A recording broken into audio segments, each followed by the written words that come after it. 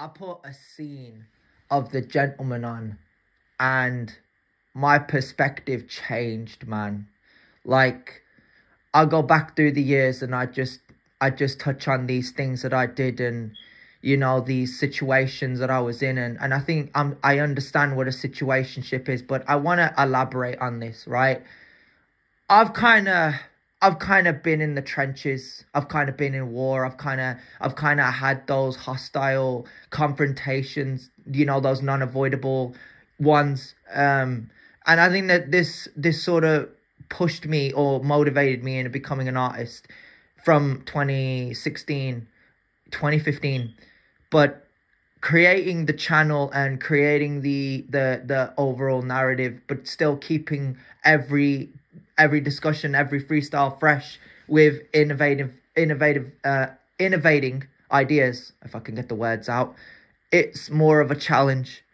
I think being here and finding the motivation to have the confidence to say it on camera, that if I had to speak up in front of a large audience, it would terrify me, because I'm swearing in front of people, and I'm saying a lot of controversial things that would get me cancelled forever. And I just want I just want to be able to perform this character with all confidence, like Josh McCarthy from Juniper, and really fulfill every, you know, opportunity that was handed to you from a young age.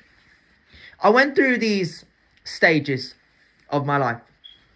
I wouldn't call them stages of hell, but I would call them stages of suffering. And one of my relatives told me that if I was out there by myself, if I was working, if I had something going for me, if I was working with my friends or anything like that, or I was training, I would suffer, struggle. And I'm like, that I'm a man. Like that's what men do. Men have to struggle. They have to suffer. I don't ever want to come across a bloke and he holds his fist out and I save him and look my nose down on him, because I've never been like that.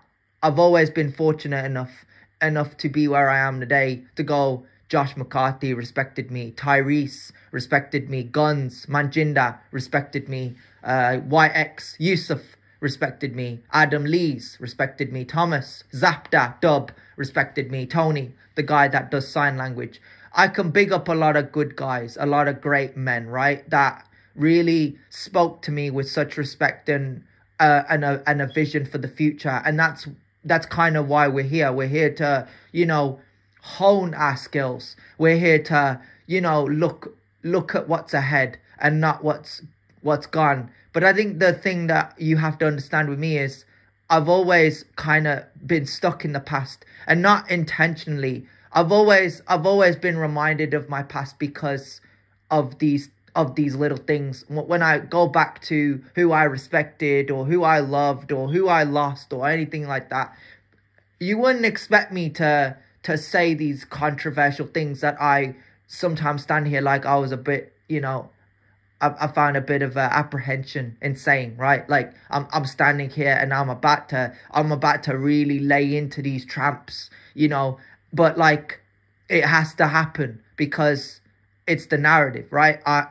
I'm not reading a script, but I'm a character, right? I have a character within me. I'm not playing makeup, dress up, role play, make believe, whatever. It's actual, it's actual, right? It's actually happened. It's actually gone on in my life. So for me to stand here and touch on real experiences, I'm not like one of these rappers off these channels. I'm not like one of these guys that force drama, that force a feud, that force a clash, that force hatred. I'm a guy that has seen a lot, has lost a lot, and still continues daily to just try and focus on it. But I don't think going forward that there is a purpose for this channel, that there's a purpose for this artist, that there's a purpose for me anymore, because, I lost one of the most detrimental things to me, and I'll never get it back. Yeah. Do you wish growing up that you had a friend that was there with you, that you could go, like, you could both like deal with bullies and haters and tramps and etc etc? If I had a friend, yeah. I don't know. I mean, I didn't have friends growing up. I was like a lone wolf. I failed in attempted relationships. I failed in groups to lead by example. I mean, yeah, it picked up with the gym, but again, like, that didn't last. Nothing in this world, in this lifetime lasts. And if you find something, you have something, like, I mean, me personally, I've been in this family all my life, and all I wanted from a young age was to just love my family, and they made it very hard because they weren't lovable people. They were red flags. And then um, I came across the law of attraction videos, and I learned to visualize and love myself. I was gonna say Becky, but I want to say the law of attraction because, you know, I watched the videos, and I think that for me, I think that's really all I have, is just visualizing the life that I want. But even that, like, it's hard because I live in such a poverty stricken area. And if I'm working with others, here's the thing: if I'm working with blokes, which I wouldn't really want to work with girls, I never really cared. I know in my heart, like, it would never happen. Like, they're just there to distract you from your goals. And with blokes, I mean, they're kind of the same. I mean, I just mention names in my recordings, and it is what it is. But I think with Josh McCarthy, he wasn't, because he was confident. He walked in the room, and every boy and every girl wanted to be with him. I kind of have these thoughts sometimes in my head, these dark thoughts in my mind. Not when I read these memes that I wrote, but I sit there like, if me or Josh McCarthy were left in a room with them, or like any one of them, would any one of them stay with either of us? And I had to reply with, not me. They wouldn't. I'd just be there by myself. But with Josh, every bloke would be like, pick me. I want to be left alone with him. Why? Because they like Josh. Nobody liked me or loved me or appreciated me or was grateful for me or happy to have me around. I was a burden on them. And, the same with my family members. I wanted to grow up watching my relatives, get into sports. My cousin was into football. I wanted to watch him play for a club, for a team. I wanted to watch him play. I wanted to go and support him because he's my family. He's my relative, right? He's somebody that I care for. And, I missed out on that opportunity because of politics. I hate saying the word politics, but, it comes and goes. But I think with me, I think that I go back and I'm like, why am I here? Why am I here? Like, why do I exist? Why was I born? Why can't I just have a job where I'm not like giving the Matrix things, where I could just support the girl that I love, or support my family, or just have the life that I deserve. And all these years it's always been, oh yeah, and then it's like, psych. I just hear these voices, I hear these noises, I hear these whispers. I'm just trying to figure it out. And I think being that confused fella, I think it gave me, a sense of comfort. But that, some people might come across me and go, you're what I needed, bro. Like, I look up to you and I need you. And, I follow you on social media because you're such an inspiration to me. But it's not enough because they only know me by my name. They only know me by my reputation. They don't know what I've done to get here. And that's the struggle. I've never followed a person on social media and assumed or pretended that I understand what they're going through. When people put out exceptional work, I try to comment on it and go, that's exceptional. Keep up the hard work. I never like to push myself on other people. I've always been like that. I've always been the kind of person that just had to work. My family members never cared about me. They never took an interest and was like, what are you interested in? You gotta have a job. You gotta be a successful lawyer, social worker, doctor, teacher, guardian, like something. You gotta have a profession. And no one ever sat there with me and went through the options. And, even me, like, I had options. I had plenty of options. I'm not saying that it's someone else's fault. I'm saying I made this decision because I stayed in this area. And I continued to struggle. That's on me. But there was this opportunity for me to leave this area to work somewhere else. But what I kept worrying about was how would I get there and how much money would I need. And because I kind of went through a lot, I needed to have gone through it from a young age. The problem with me, I think, is I'm so dependent on my family, but my family don't even notice me. And they're red flags. You know, I've told you this plenty of times. It's hard to open up about these kind of things. It's hard for me to speak on it because, it's so unfortunate. And the fact that I had to go through it from a young age when I went to school, primary school, secondary school, and then transitioning over to New Park / Kingston, Goldthorne Park, or Wolverhampton.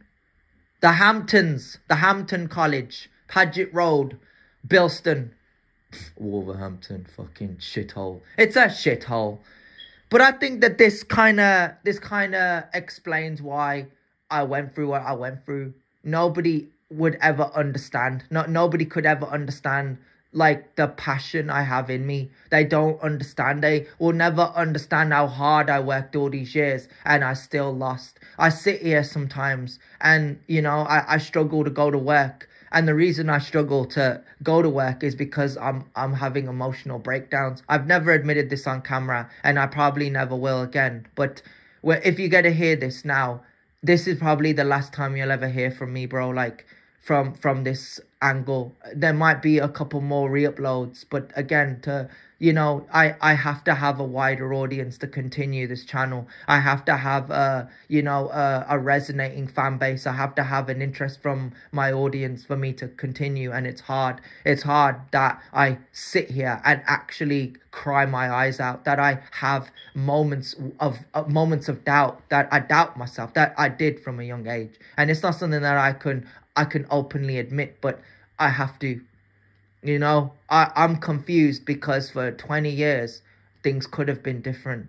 I could have been a part of a family business. I could have saw my cousin play football. I could have traveled England with my family. I could have saw more out there, and not be a burden on people. And that's the problem. The problem is I feel like such a burden, such a problem, that being this character was therapy, but it's not. It's just a character that I had to play, and I had to put on fake laughter. I had to pretend to be happy. I had to fake giggle, fake gas myself, but I was never happy. I never wanted to get up in front of a camera or be, like voiceover lyrics. I never wanted this. I wanted a job, right? I met these two girls, and they were Indian girls, and I kind of dropped this on them. God, I'm about to embarrass myself here. They'll probably laugh, but I don't care. I said because I'm Indian myself. Well, I'm not like I'm just an ordinary guy from an ordinary village. Not like intentionally, but like I felt from a young age like I was an ordinary guy from an ordinary village. And I was standing there with them, and the thing will shock you. This will shock you. I entertain them. I've never entertained more than one female in my life. As a matter of fact, a lot of them just walked away, like from me knowing them. Like with I hate saying her name, Destina. She was always like there, but she had little to no respect for me. And Charlotta, kind of was a little bit two-faced, but she just she's just moved on now with her life like everyone else. Emily Owen, the same. But these two girls I was talking to, I was shocked that they were just standing there listening to me talking to them. And then I said the most ridiculous, sorry, let me say that again. And then I said the most ridiculous thing. I said, they expect me to, can I say this on camera? See, you're faking it again. I know. I know. I need to have a sip of tea, a sip of coffee. I said, because I'm an Indian and because I hold a lot of responsibilities in the household, that my family members are, they should have high expectations from me, that I marry. that I can't say it. It's cringe. It's cringe. It's embarrassing. I can't. That you need to marry an Indian girl. But in all fairness, right? I think the most embarrassing thing is that, it just like everyone's judgmental of you. I'm just here. I'm straight. I I don't buy into equality or feminism or being toxic or pronouns. I don't buy into multiple genders. I never did. I always look at people and I'm like, oh my God. Even if a bloke turned around to me and was like, he was gay and he was happy in a relationship, I wouldn't judge him. I wouldn't judge a girl if she was a lesbian and in a relationship with a girl. At the end of the day, I sit there and go, whatever floats your boat. I'm not one of those radical man, because I'm a man, right? I'm not that guy. I'm just an ordinary guy, and I make do with what I have. And I know times are tough. I know life is very stressful and difficult, and I'm here for one reason and one reason only: to support man. I work with man. I understand man. When I was younger and I held pads for men and they used to punch the pads really hard and they would practice like where my belly was, right? They just go pop pop pop pop pop, like like for the combinations. They'd be like, I just wanna roundhouse kick or knee or front kick. Here's the thing, it would always be hard, but I never cared. I wouldn't sit there and go, oh, don't do it because it's hard. Oh, don't do it. It hurts. I was like, one day I'm going to get stronger. And then I'm going to be doing these roundhouse kicks on you. And then I'm going to grab you around the neck and knee those pads as hard as I can. I'm going to get you back. But I never whined. I never complained. I was happy. I cry now, but I'm happy. Because men, they took me seriously. Boys just want bitches. So of course I'm gonna sit there and not follow everyone else. I'm not gonna follow everyone's lead. If I don't want to force myself into a circumstance, then I won't. If I don't want to copy and paste what every other relative has done, you have to understand, I don't like KFC. I don't like McDonald's, Burger King. I don't like these fast food places. I would much rather have been the one. I would have much rather been the guy, the bloke, the be-all, end-all, the top-tier bloke, the king, right? This is what I'm trying to say. It's hard. It's hard. Playing these freestyles, it's hard. It's hard to sit here and enjoy it because I pretended to be happy for 20 years. And I have no audience.